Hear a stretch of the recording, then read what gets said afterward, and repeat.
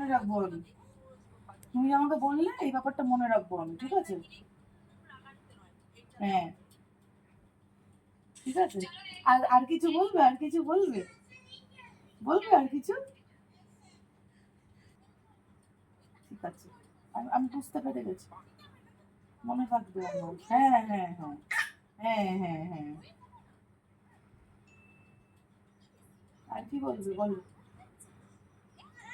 হ্যাঁ,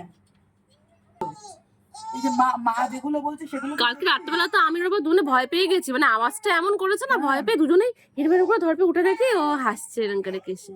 এই ওটা যদি গলার মধ্যে আটকে যায় ওটার জন্য তো ভয় লাগে।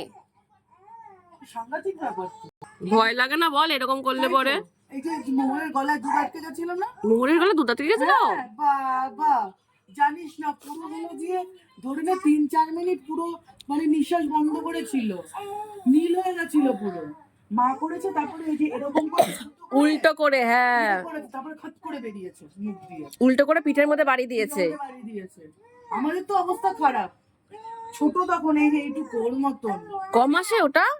ওর মতন বয়স, এই 5-6 মাসে। 5-6 মাসে, মানে অন্নপ্রাশন সবে সবে মনে হয়েছে, বুঝেছিস? সেই রাত্রিরে তো আমি তো তখন বাংলা, এবার আমরা ওরকম তো আমাদের না মাথা ব্যথা কাজ করছে না। স্বাভাবিক, ওই সময় বাচ্চাকে দেখলে মাথা কাজ করে। কি মনে হচ্ছে মা উল্টো করে চাপা করে বেরিয়ে গেছে, 3-4 পুরো নীল হয়ে স্থির হয়ে গেছে।